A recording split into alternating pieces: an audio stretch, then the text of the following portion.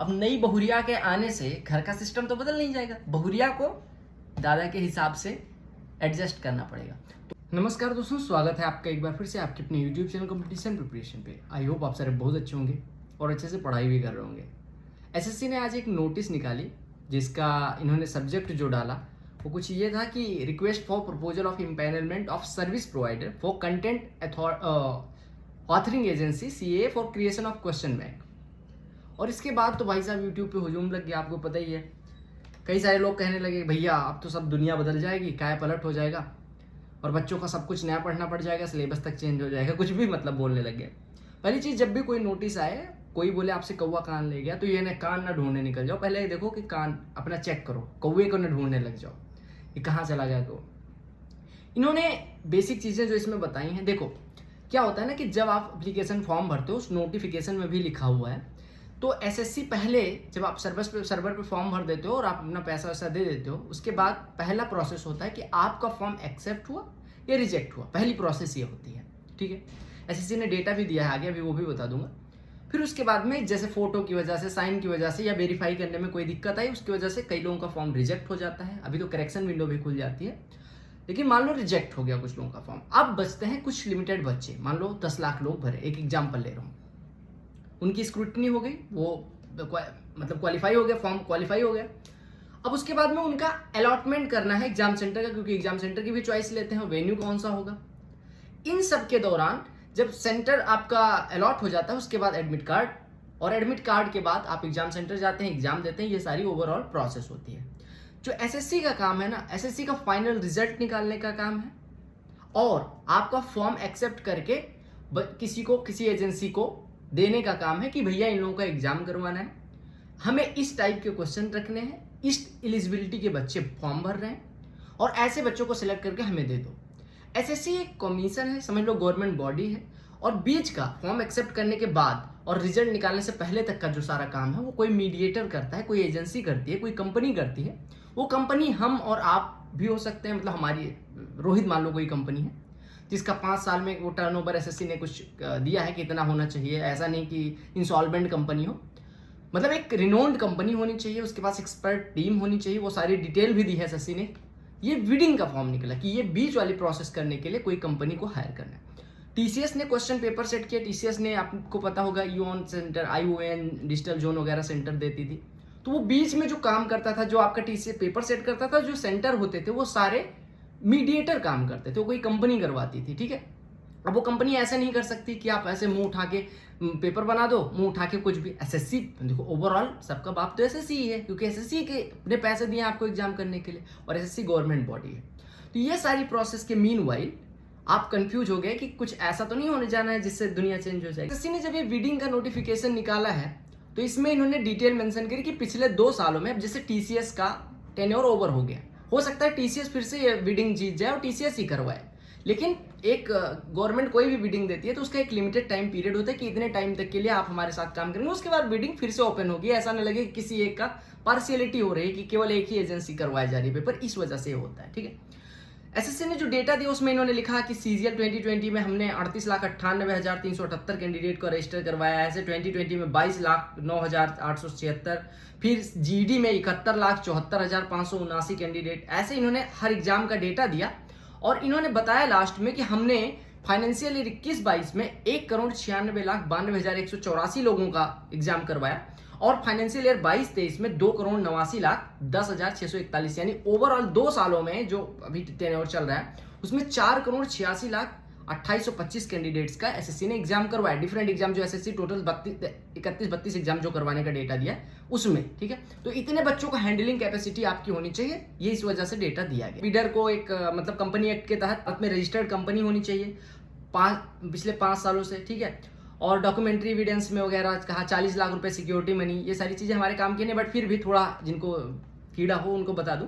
आप नोटिफिकेशन में page number 27-28 पढ़ लेंगे तो उसको पता चल जाएगा। अगर आप कंपनी है, आप जाना चाहते हैं एसएससी का बिडिंग लेना चाहते हैं तो आप जम पोर्टल पे वगैरह अप्लाई कर सकते हैं। ये सारी क्वालिफिकेशन पेज नंबर 27 पे दी गई हैं, ठीक है। जैसे कोई टेस्ट कंपनी होती है जो आपका मॉक टेस्ट करवाती है, वो भी अगर मान लो मैं क्वेश्चन बनाता हूँ तो मुझे क्वेश्चन का पर क्वेश्चन के हिसाब से पैसे देती है।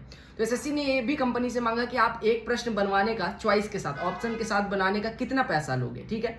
दूसरा, आप ट्रांसलेशन, अगर एक लैंग्वेज से ज्यादा लैंग्वेज में, मान लो अंग्रेजी में, मेनली अंग्रेजी में बनेंगे क्वेश्चंस, और अगर आप हिंदी में ट्रांसलेट करना चाहो तो कितना पैसा लोगे, ये भी एसएससी ने पूछा। वो कंपनी के लिए, ये भी आपके लिए नहीं है। जब कोई भी कॉन्ट्रैक्ट, पीयूसी कुछ भी साइन करी जाती है, एसएससी या कोई भी एजेंसी दो लोगों के बीच में जब होता है तो वो अंडरटेकिंग साइन करवाती है। ऐसा होता है उसमें टर्म्स एंड कंडीशंस ऐसे होते हैं कि मान लो कोई आपसे कॉन्ट्रैक्ट हमने साइन करवा लिया कि आप एग्जाम करवाओगे, आप पेपर बनाओगे, अगर हमें नहीं पसंद आता या आपने कुछ ऐसा किया जिससे हमें लगा कि हम जैसा एग्जाम करवाना चाहते हैं, fresh, clean, neat and clean, अगर उसमें कोई दिक्कत आई या आपके प्रश्न लेवल आप कुछ भी अंट संट बना रहे हो, तो जब चाहूंगा आप एग्जाम करवाते रह जाओगे, करवा भी लूंगा एग्जाम, पैसे नहीं दूंगा। ये सब अंडरटेकिंग कंपनी को साइन करना पड़ेगा गवर्नमेंट से विड लेने के लिए। ये बेसिक चीजें हैं जो आप पेज नंबर 40 से लेकर 44 के बीच में अंडरटेकिंग भी देख सकते हैं। अब आते हैं हमारे जो मेन कंटेंट है, पेज नंबर 46 पे नोटिफिकेशन पे आपको मिल भी जाएगा, आपको साइड में दिख भी रहा होगा।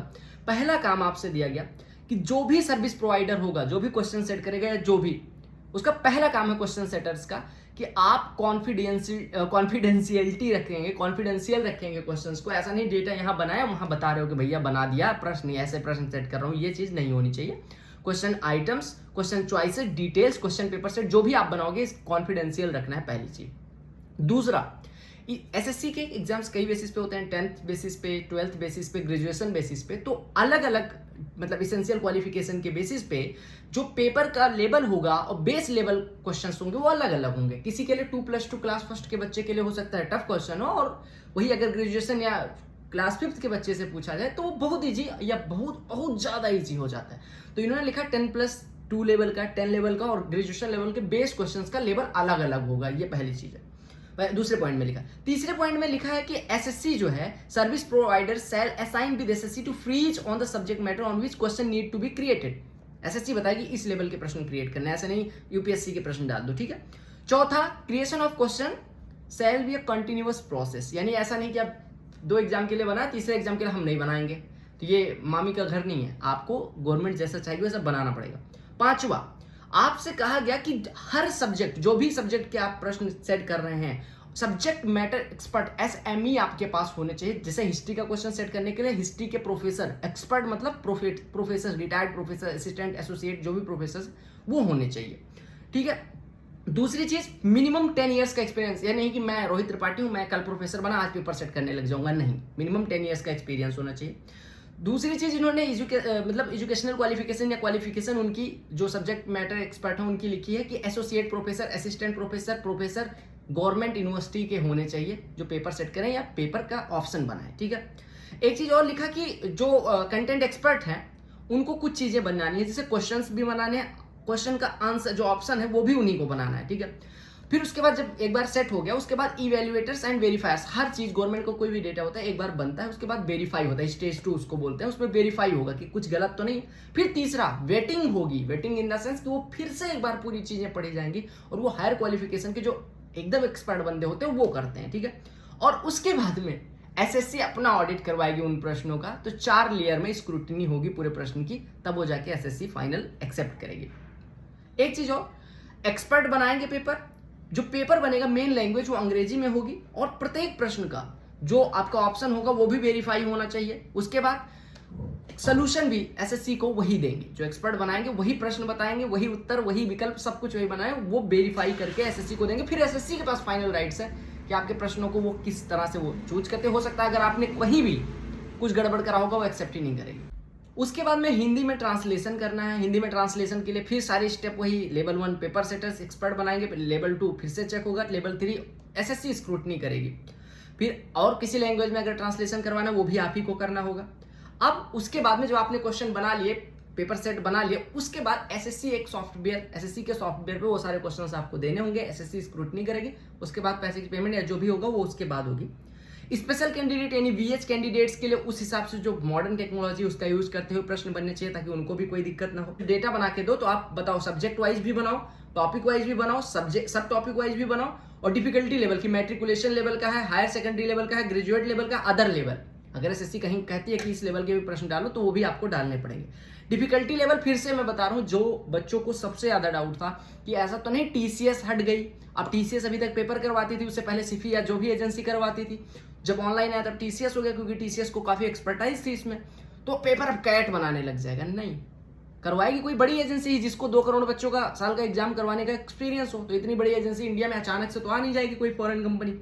दूसरा, इंडियन कंपनी होनी चाहिए, ये भी है। तो जो भी प्रश्न होंगे पेपर सेटर सिलेबस, एसएससी ने ये भी लिखा है कि जो हमने सिलेबस दिया है उसी सिलेबस का पेपर होना चाहिए, ठीक है। ऐसा नहीं कि हमने इनइक्वालिटी नहीं मेंशन करा आप या 3D या ज्योमेट्री नहीं मेंशन करा एमटीएस के पेपर में, आप उसमें डाल दे रहे हो धकाधक प्रश्न। तो ऐसा नहीं सीजीएल वाले प्रश्न एमटीएस में डाल रहे हो, ऐसा नहीं। ये मेरे हिसाब से बहुत अच्छी भी चीज है क्योंकि आपने देखा होगा रिपीटेशन मोड पे वही प्रश्न सीजीएल में आया है, सेम प्रश्न सीएचएसएल में, सेम प्रश्न मतलब डेटा भी नहीं चेंज कर रहे हैं। एटलीस्ट डेटा तो चेंज करो, एटलीस्ट क्वेश्चन का राम की जगह पे रामू तो करो, क्यों नहीं लगा पा रहे हो। तो ये बढ़िया भी है, क्वेश्चंस वही रहेंगे, सिलेबस वही रहेंगे, बस क्वेश्चन को थोड़ा न्यू वेराइटी फॉर्म किया जाएगा। जैसे रामू ने एक काम को 12 दिन में किया, तो हो सकता है इस लैंग्वेज में आया कि एक पर्टिकुलर काम रामू द्वारा 12 दिन में किया जाता है, कॉन्सेप्ट वही, प्रश्न भी वही, राम का रामू हो गया, 12 दिन का 14 दिन हो गया, इस तरह के नए क्वेश्चन फ्रेम होंगे। पॉइंट नंबर 13 में एसएससी ने क्लियरली ये भी मेंशन करा है कि ये question that is difficult to matric level may be medium और difficult to higher secondary level and same question may become easy for graduate level. यानी एमटीएस का प्रश्न सीजीएल वाले को इजी लग सकता है, सीएचएसएल वाले को मॉडरेट लग सकता है। तो ये सारी चीजों को आपको ध्यान रखना है। ऐसे नहीं कि एमटीएस वाला बनाया था सीजीएल का पेपर है चलो डाले दे रहा हूँ, ये भी ऐसा नहीं करना है, ठीक है। एसएससी इंडिकेट करेगी निगेटिव मार्किंग की अगर नीडेड है, टाइम टू टाइम एसएससी बताएगी 1/3 अब होगी 1/4 होगी, otherwise there shall be no. आप जो पेपर सेटर होंगे वो नहीं बताएंगे, जो एजेंसी पेपर करवाएगी वो नहीं बताएगी कितना निगेटिव मार्किंग, वो एसएससी डिसाइड करेगी। फॉर्मेट भी क्वेश्चन का एसएससी डिसाइड करेगी और उनको म्यूचुअली एग्रीड फॉर्मेट जो एसएससी कहेगी वही फॉर्मेट आपको रखना है क्वेश्चंस का। ऐसा नहीं 50-50 लाइन के प्रश्न देने लग गए। ये जितनी भी चीजें होंगी क्रिएट करने का, इवेल्युएट करने का, वेरीफाई करने का, अप्रूव करने का क्वेश्चंस को, ये सारा कंपनी के ऑथराइज्ड जो लोग हैं उन्हीं को। ये नहीं कि अच्छा रोहित तुम मैथ जानते हो, चलो मेरा प्रश्न सेट कर दो, फिर रोहित जाके अपने चैनल पे बताएं कि हमने ये सेट किया है, वो वाला काम नहीं होगा, ठीक है। सब्जेक्ट वाइज एक्सपर्ट जो होंगे उनकी डिजिटल सर्टिफिकेट ये आपके काम की चीज नहीं है। और navigation personal from the service providers team shall be subjected to audit by SSC. यानी जो भी आप काम करोगे ऑडिट फाइनल बाप तो बाप ही होता है, ठीक है, एसएससी करेगी। आंसर की, ये सबसे important, for all the question submitted by service provider answer key shall be prepared for each service provider for the question submitted by them. आपको आंसर भी बताना है और वो सारी चीजें, ठीक है। अब हम आते हैं मेन चीज पे। देखो, इससे सबसे ज्यादा घबराए वो बच्चे थे जो अभी नए आए हैं या 3-4 साल से तैयारी कर रहे हैं कि हमने तो टीसीएस के लिए तैयार किया था अपने आप को, अब अचानक से नई एजेंसी आ जाएगी। तो भैया देखो, आपके घर में दादाजी हैं, अब नई बहुरिया के आने से घर का सिस्टम तो बदल नहीं जाएगा, बहुरिया को दादा के हिसाब से एडजस्ट करना पड़ेगा। तो आपको बस थोड़ा तैयार रहना है कि प्रैक्टिस ज्यादा करनी पड़ेगी, रटी रटाई ट्रिक्स नहीं काम आने वाली। आपका जो सिलेबस था एसएससी ने कहा सिलेबस वही रखना है। एसएससी बताएगी लेवल जो पिछले एजेंसी को बताती है वो टीसीएस करवाए या रोहित त्रिपाठी करवाए या XYZ करवाए या कॉम्पिटिशन प्रिपरेशन कोई कंपनी हो वो करवाए। आपका जो क्वेश्चन का लेवल होगा वो एसएससी ही डिसाइड करेगी, आपके जो क्वेश्चन का टाइप होगा एसएससी डिसाइड करेगी। आपको बनाने का और एग्जाम करवाने का कहा गया, और इसमें तो एग्जाम करवाने एजेंसी की भी बात नहीं करेगी, यहाँ पे बस क्वेश्चन सेटर्स और पेपर सेटर्स और क्वेश्चन क्रिएटर टीम की बात की गई।